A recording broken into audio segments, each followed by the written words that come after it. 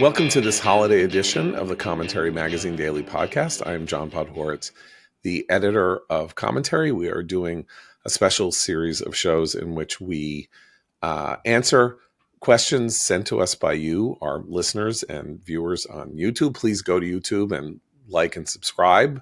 That would be very helpful if you are somebody who is interested in looking at our faces while you listen to us talk. I myself not that excited to look at my own face while I talk or even to listen to my own voice while I speak.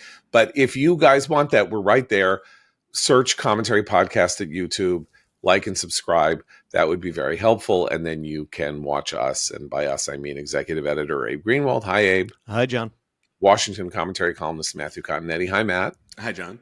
Media Commentary columnist Christine Rosen. Hi, Christine. Hi, John. And Senior Editor Seth Mandel. Hi, Seth. Hi, John. So answering viewer questions, and we have two today that we are going to address. One from Howard Boxer, and here's what Howard Boxer writes to us. I only started listening to you a few months ago, but I'm completely hooked, so thank you very much for that. Even though I'm Canadian, I'm very close to you guys politically, and I want to thank you, Canadians, for efforts that you seem to be making to alter your political destiny, kick out Justin Trudeau, and bring in the apparently heroic Zionist Peter Poilievre as your next prime minister. My new, next to Javier Milei, my new favorite foreign leader. Not that he's yet a foreign leader, but boy, I love that guy. Thank you very much. It's been very heartening to hear him speak on matters involving the Jewish people and the behavior that Canadian leftists and others are showing toward them. Very, very disheartening and very heartening to hear that the potential new leader of Canada is somebody who is a friend to the Jews. So thank you, Howard Boxer, on behalf of all of Canada. Here is what he asks. You guys obviously prepare somewhat for each podcast. I like the word somewhat there, because we're about to deliver the coup de grace here. You may have answered this in previous years, but what is your process for your daily podcasts? Then he just wants to add, as an aside, many months ago, one of you, maybe Matt, recommended the book Replay by Ken Grimwood. That was Abe. That was Abe, yes, and a book I also read not only as a result of a recommendation by Abe, but also a recommendation by my friend Michael Weber, the screenwriter who wrote The Disaster Artist and 500 Days of Summer, who 20 years ago gave me a copy of Replay by Ken Grimwood, and boy, that is one superb science fiction novel. And Seth recently recommended Long Island Compromise by Taffy Brodesser-Akner. He loved that too. So this is very a big fandom here. Thank you, Howard Boxer. We're glad to recommend things to you. And now we are going to discuss our process in which we do our daily podcast. And I will conclude with the secret of the daily podcast process. But Matt, I think you are probably the most A student of all of us when it comes to preparing for the podcast. I don't want to take any credit here, but I said A student. I'm not praising A student. Okay, good. Sometimes you guys are like your apple polishers. I had a lot of brown nosers. So I had a lot of spitballs thrown at me, during high school from the back of the class. So I don't want to be, Matt actually is doing the podcast here from a locker right now. Yeah, right. Yeah, he's been shoved into the locker. Into the locker once again. I'm traumatized. I wake up in the morning and immediately begin preparing for the podcast. Typically, I read, 10 newsletters before we record the podcast. So it starts with Mark Halperin's newsletter. It goes Axios, Playbook, Semaphore has all these newsletters. I scan. There's a good newsletter done by a guy named John Schindler, who does it's called SitRep Umbra. That's kind of national security related.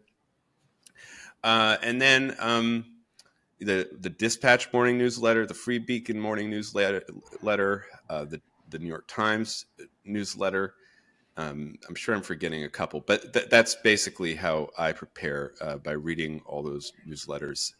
And sometimes I can get through more of them than other days where we record a little bit earlier. But that's my basic price. And then my final thing I should say is I do, since I still do subscribe to 3 daily newspapers, I don't have the time to read the newspapers before we do the podcast in the morning, but I do scan the front pages just to see what was the most important story of yesterday, so that I know that we can at least be sure that we're covering that story and bringing it to our audience's attention. Well, like I say, I think Matt, has now humiliated the remaining 4 of us with the depth of his. I want to know knowledge at 8 o'clock in the morning. Because Christine, okay, I gotta so say, I'm always Christine brings up the topic du jour. She's got the tidbit of news that I'm very happy when she introduces it. I will take the role of class clown. I want to be the class clown. No, I'm an early riser, and I get the print New York Times and the print Wall Street Journal still every day because I'm old, and I still like newspapers. So I will first I start with the Wall Street Journal, and then I'll skim through both of those papers and read anything fully that catches my eye. I also get newsletters. I also start Mark Halpern's newsletter, amazing. And if you can afford it, everyone should get it. John Ellis has a wonderful, it's basically just a curation. Yeah, he is fantastic. And he does the stuff that I'm weak on. I can go and see what the day's news. That's foreign policy, economic policy. So John Ellis is called News Items, and he seems to specialize in both science, kind of hard science, and a lot of science, and China. And so there is it provides a real original take. It's as these are, it's a agglomeration of sources, some of which I can't, I won't pay for the Financial Times. So he quotes a lot from the Financial Times, and I can't really click through the Financial Times, but yeah, that is a very unusual, very singular take. John Ellis was a political director at Fox News for many years, and this is now how he is spending his glorious retirement. Yes, I'll add my to that. The John Ellis is, as Christine says, probably the most likely newsletter for me to learn something new. Very well put. Yes. Yeah. And he, but I also every morning will troll the tabloids. I read the Daily Mail online. I read the the New York Post tabloid-ish, not really, but it's like, so I and a lot of pop culture stuff that comes across the transom. So, I'll look at Arts and Letters Daily still, even though that's like one of the original OG curation sites, see what's up there. Some of the more academic sites, Chronicle of Higher Ed, just to see what the headlines are there and see if there's any story with perhaps political or policy implications. The newsletters are great, though. I don't always read through all of them, but I'll always skim Politico, although they become progressively more biased in the way that they frame a lot of stuff. It's still useful to see how they're framing things. Punchbowl, Dispatch. The Free Press has a great daily newsletter now that just summarizes some of their top stories. So those are my sort of go-tos.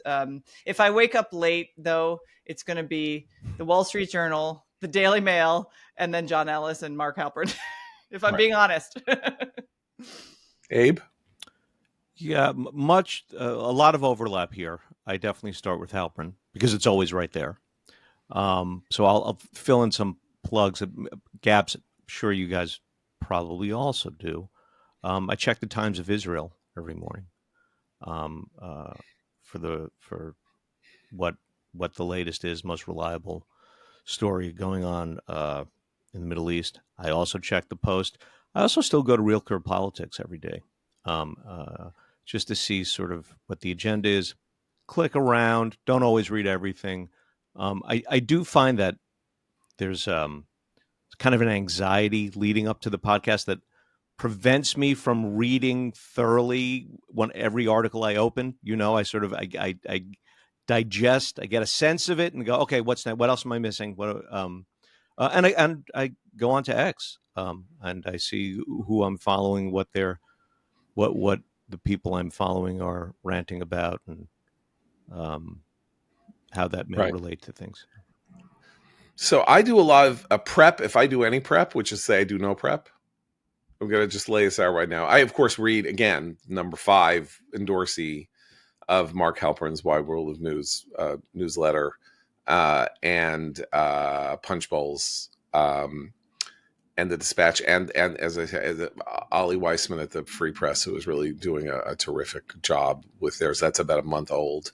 But I actually read stuff late at night before I go to bed, sort of get my sense of what's in the New York Times and the Washington Post around 11 p.m., something like that, reading through stuff on my phone or on my iPad, and try to and follow X, as you say, Twitter, which is really the way in which you can get a glimpse, particularly. You're on X, John? No, I never noticed that before. No, but I mean, I will say that what the great virtue of X is that it will tell you when a story is exploding.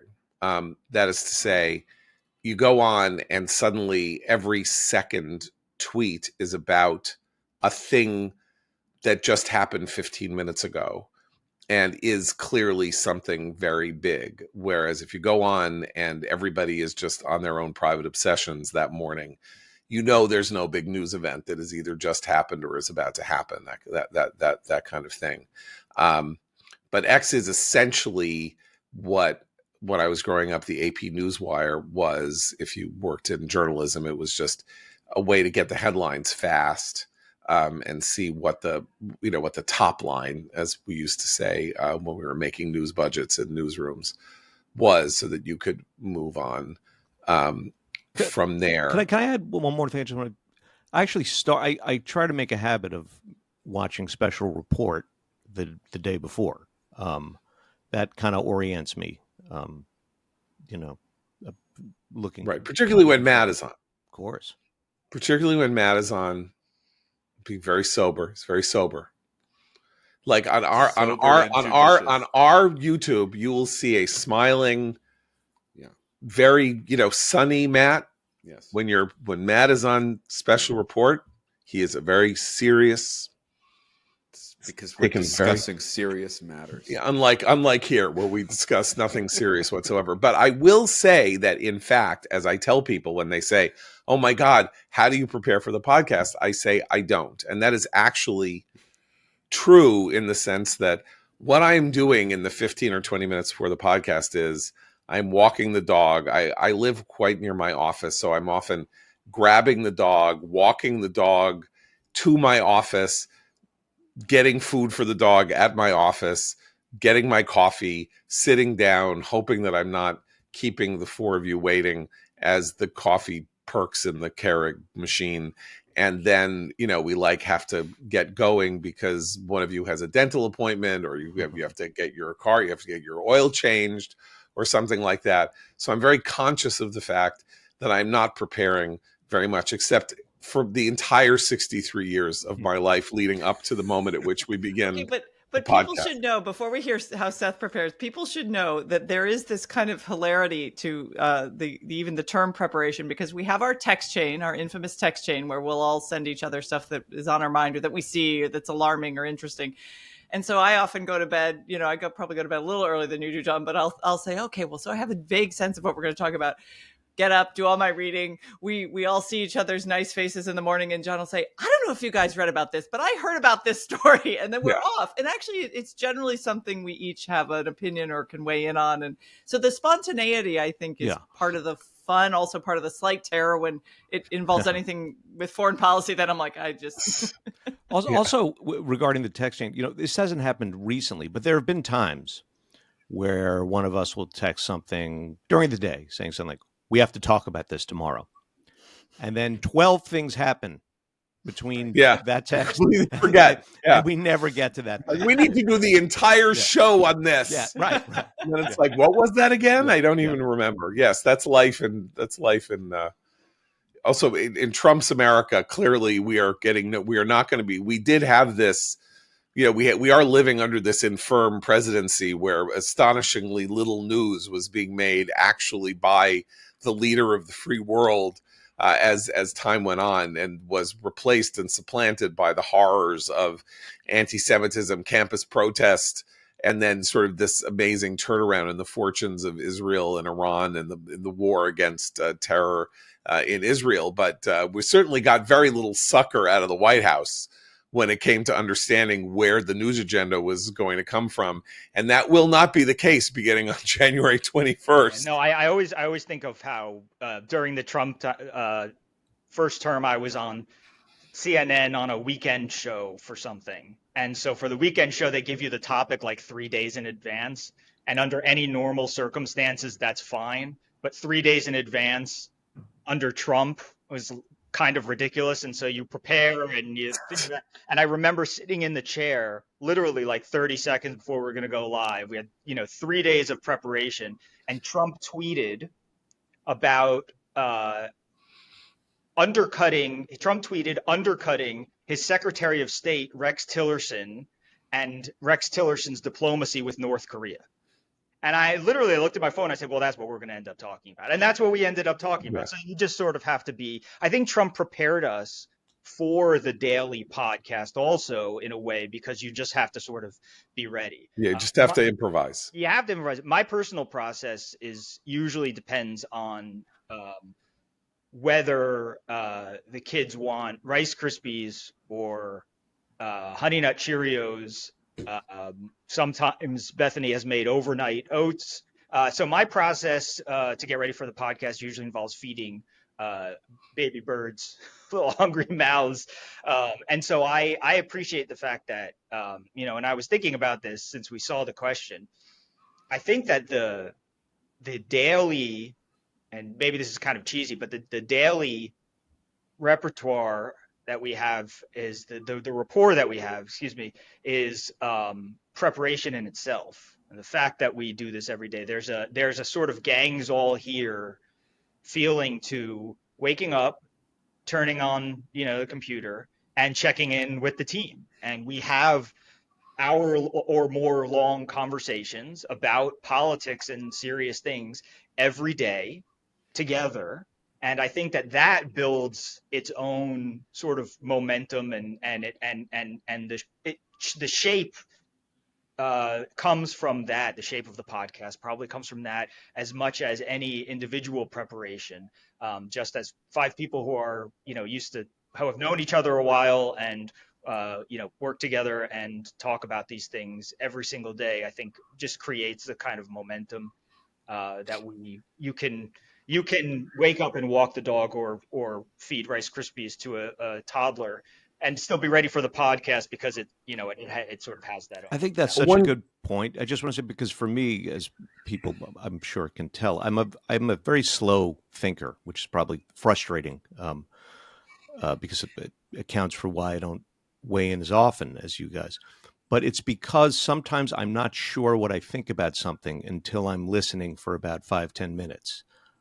To you guys, and then I sort of get a sharper sense of what my take is on it. Remember that we know from Daniel Kahneman that thinking fast and slow, it's not that fast thinking is any better than slow thinking. So I want to make sure that the public. Well, and like every good villain, pack of villains, we have this wonderful origin story, which was that we all, when it was Noah and John and Abe and myself during the pandemic, this only went daily because we literally needed to speak to other people about what was going on, because it was difficult to understand on a daily basis what was happening where, and to start exchanging stories. And then that just turned out to be a good way for all five of us to now do this on a daily basis. I mean, it's the other interesting point to make is that when we were doing the first almost 5 years that we did the commentary podcast, when it was twice a week before the pandemic hit, though Christine joined remotely because she lived in Washington, it would be Abe and Noah Rothman and Saurabh Omari when Saurabh was on staff, and me sitting in a room together at the commentary offices, a pretty small room, and we were all together. And then you came in remotely, and which was, by the way, just to give you a sense of how fast the world has changed. that was not easy to set up. Like it took us weeks to figure out how even to do that. And because Zoom hadn't come in and we were using a different kind of thing, it was like a radio studio almost with, dials and things like that. And I don't think that the rapport that we had sitting in the room together was the equal of the rapport we established when we were not in the same room together. In part because you're so conscious of being relatively cheek by jowl with somebody that a kind of manners, weirdly enough, a kind of personal social interaction starts taking over and kind of limits your freedom of movement. See, we have the online disinhibition effect. Yes. Even though we actually know each other, Exactly. we're less inhibited. Anyway, just sort of interesting that's the case. Okay, so let's move on to a less substantive but maybe more fun question here from Barry Kelly of Scottsdale, Arizona. Not political, but I feel apropos this time of year. Maybe you can recommend vacation spots. Doesn't have to be specific. Least favorite or most favorite, winter or summer, most overrated, underrated, religious or secular. Many thanks, Barry Kelly, Scottsdale, Arizona. So we now have of course, divide between the outdoorsy persons and the indoorsy persons, maybe. But Christine, you're a little outdoorsy, I would say. So Yeah. Maybe you want to start and like make people think in an illusory fashion that we are healthy people out there, traipsing through the underbrush. So I have two recommendations. One is based on the fact that I'm very lucky to have family both in Florida and in Northern California, which both have lovely natural outdoor spots. And I am able to spend time with them. I love Big Sur. I would go to Big Sur every year for weeks at a time if I could afford it. It's near where my older sister lives. And so I always recommend seeing that part of Northern California if you can.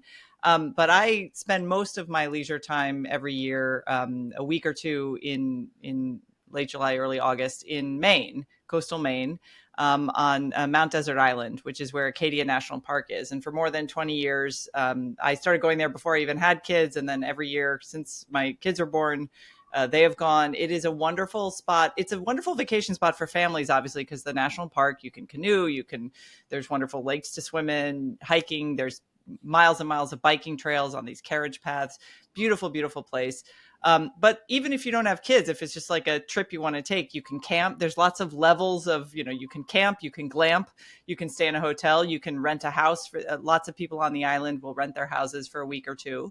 Bar Harbor is the main town. It's where the cruise ships dock. It's where the big grocery store is and lots of other stuff. I would not recommend staying right near town if you want a more outdoorsy experience. I tend to stay on the other side, the quiet side of the island, which is more Southwest Harbor. But there are places all over the island. There's Northeast Harbor, all these different little enclaves, many of them housing some of the world's wealthiest people, it should be added. But it does still remain a mildly affordable vacation spot if you camp or if you can rent a house that's inexpensive, which is what I do with my kids. It is just a beautiful, beautiful place. And it's a reminder of the need, and this is neither a conservative or a liberal principle, or it shouldn't be, the importance of preserving these national parks and supporting our national parks. I'm a huge fan of our national park system. So I would highly recommend trying to spend some time in the summer, not the winter, in Acadia National Park and around there in Maine. Okay. Abe? Well, I very rarely go on vacation. So you're lucky I don't recommend, Ceylon or, some country that doesn't exist anymore, But I will second Christine's endorsement of Maine. Particularly, I loved Deer Isle, which is a tiny little island that you have to drive over this daunting, skinny bridge that goes up into the clouds, and then you end up on the other side. And it is exquisite. And last I was there, it was a while ago, but it was already when Wi-Fi was everywhere else. There was very little Wi-Fi there, which was wonderful.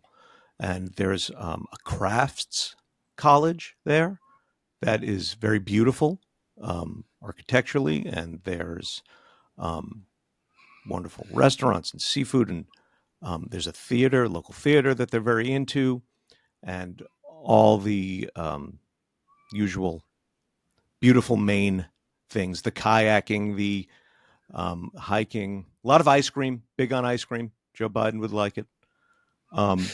Internationally, I'll just add, I love Prague. I've had great times in Prague. It's not only very beautiful, very rich in political and Jewish history, but I love Prague because it is so walkable. Its entirety is so walkable that you can spend a week there and really cover the entire every quarter and go up and down the hills and sort of investigate every era.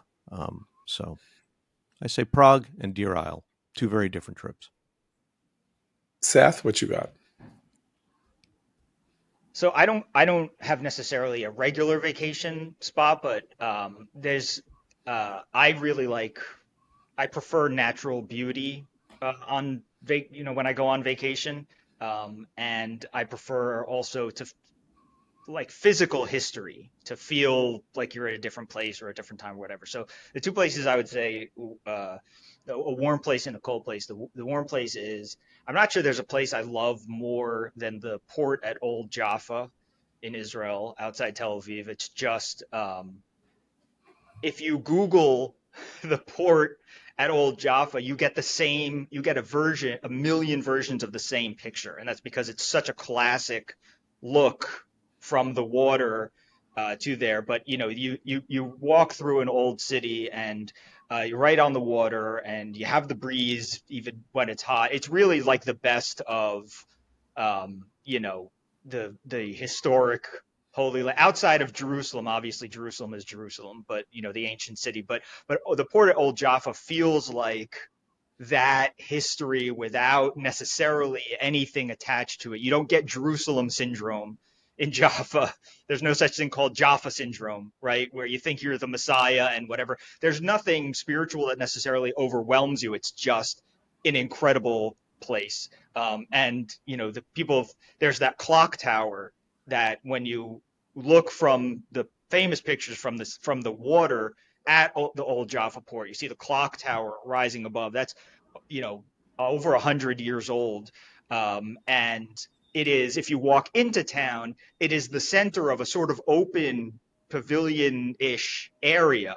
And so when you look at it from afar, you see the clock tower peeking over what looks like a real, almost suffocating huddle of old stone buildings. But when you actually walk into town, it's not that way. It sort of opens up for you in a way that you don't expect. And then for cold weather, Bethany and I were speakers in residence, or whatever you want to call it, at a Passover program in Deer Valley, Utah once. And this was by chance because it was the pandemic, and the company that does this normally does it like 2 hours outside of Vancouver or something. There's a resort out in Vancouver, and they were concerned that Canada would close borders during COVID. This was early-ish, and so they moved it to America, and they had it in Utah, in Deer Valley.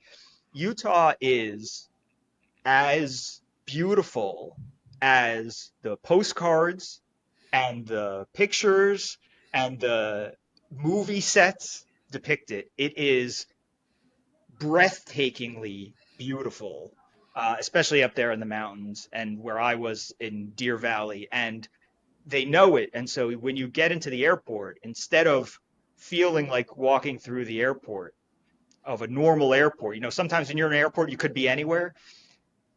Everything's made of windows out there. So you walk into the airport and you look out, and you feel almost like you've taken a spaceship to some planet or something. It's just absolutely, it's crazy how beautiful it is. And also funny, because as cool as it can get up there, everybody in my family who went swimming at the outdoor heated pool got sunburns, really bad sunburns, and it was like probably couldn't have been more than 50 degrees outside. But you were in Utah. The mountains were snow capped, and my kids were tobogganing down the snow mountains during the day. And when they sat at the pool, they got a sunburn, which makes you feel like all the elements are there, all the weathers, you're just so close to everything natural. That's beautiful. Matt? I'm going to go with Disney. I'm a Disney dad. I've been there twice with my kids. And I think it's just a great vacation.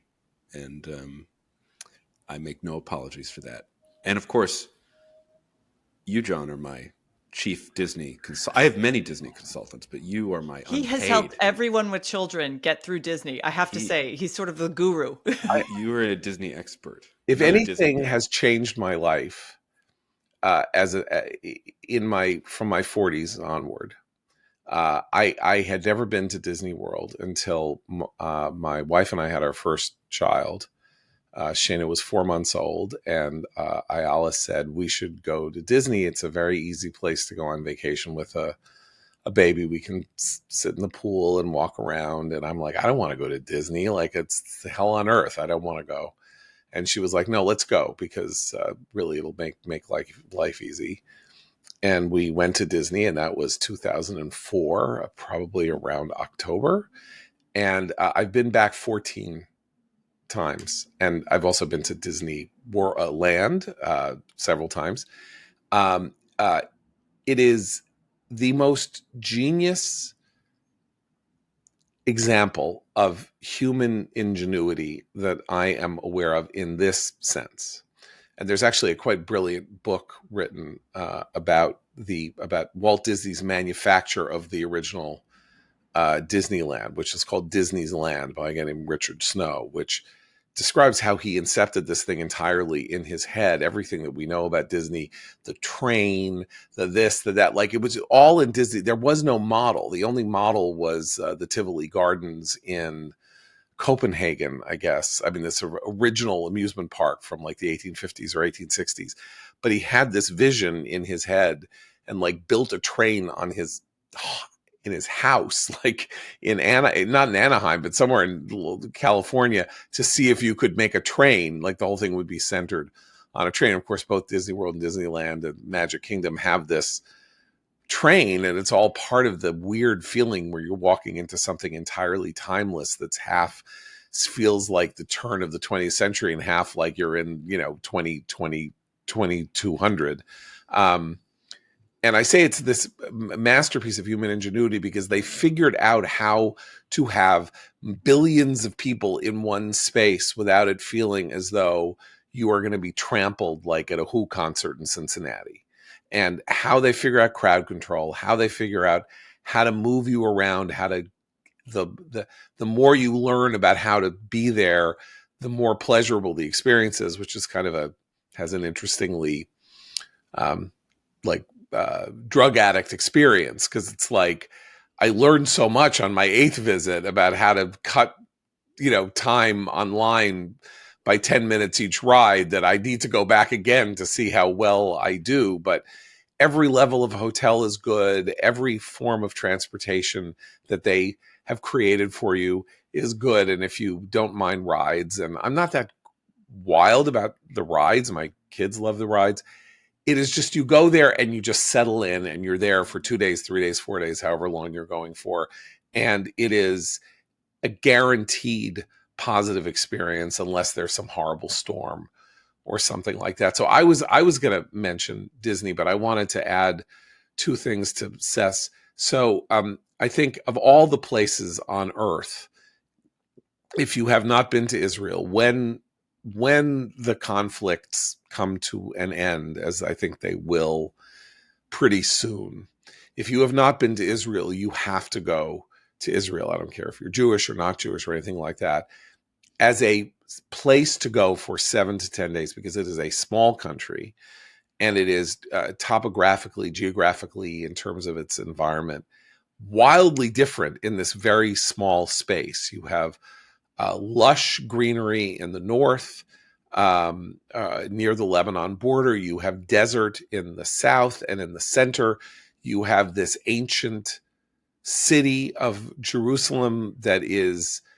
being excavated as we speak to show the world of Israel before Christ and the Jewish presence in Israel before the Romans and things like that, together with this entirely modern country that came into being in 1948, represented by Tel Aviv, and the ancient quality of Jerusalem, and Caesarea, which is a Roman city where there's an amphitheater and all, and you can do it in 4 or 5 days, and it is an astonishing experience. Whether it turns you into a Zionist or not is up to you. The miracle that it seems to represent is very hard not to feel. I've been there 15 times or something like that, and it's just pretty amazing. And as for Utah, so you're talking about northern Utah in the mountains where Deer Valley is. I've spent a great deal of time in southwestern Utah, around St. George, where Zion and Bryce National Park are, and where you can get to 2 hours from Las Vegas, just driving due east. And that is like going no place else on Earth. That's like going to Mars. It almost feels like you're not really on the planet. First of all, it's low, not high. It's the Earth is red. The rocks are red. The ground is red. The hiking, you are seeing things and being in a place. The only place that even looks remotely like it is the original Planet of the Apes movie, because it was filmed there. And then there is this astounding place in southern Utah called Lake Powell. Lake Powell was created in the late 50s. It was flooded when they built sort of Hoover did various other things. It was kind of they had to redirect the Colorado River, and they essentially filled this canyon like the Grand Canyon. It's like 2,000 miles square. And so it is this pristine body of water that was not a water source. And if you go on a boat around Lake Powell, you are basically in this world entirely still. There are no waves, there's no nothing, and you cannot tell the earth from the sky. The lake is a mirror. So you don't know where the water line is. You don't know where you are. It is an astounding experience to be in Lake Powell. Then finally, my favorite place on earth is London. It's my favorite city, and it's my favorite. It's what you can do in London: theater, art, history, walking around, walking into St. Paul's, walking into Westminster Abbey and out of Westminster Abbey, taking the single greatest public transportation system on the planet, wherever you want to go, clean, pristine, fast. It's an embarrassment to live in New York and know that London has the underground and we have what we have, given how dirty and filthy. And I love the New York City subways, but so we have Disney World, we have Maine. Well, I should say, for the Washington Metro is very clean, because they don't allow you to eat. But the main way they keep it clean here in Washington is by it never running. Right. That's a very impressive decision. So we got Maine, we got places in Maine, we got Utah, 2 places in Utah. I shout out in Maine to Ogunquit and the Ogunquit Playhouse, one of the great American institutions. Been there almost 100 years, a summer theater where like Betty Davis learned how to act, and where I saw an amazing production of A Little Night Music just this late summer. Matt likes Disney. You don't need to have more choices than Disney. I'd also like to shout out Los Angeles, by the way. If you're not from Los Angeles and you don't live in California and stuff like that, again, the variety of things that you can do in and around Los Angeles, from the beach to the Reagan Library to all kinds of different experiences, and this, astounding weather, as long as you can somehow avoid the horrible traffic. They have great museums, they have great restaurants, they have great everything. The problem is the traffic, but there's so much to do, so much fun to have, and I hope that we have provided you with some sense of places to go that you might not otherwise have thought of. So thanks for listening. And for Matt, Christine, Seth, and Abe, I'm John Podhoretz. Keep the candle burning.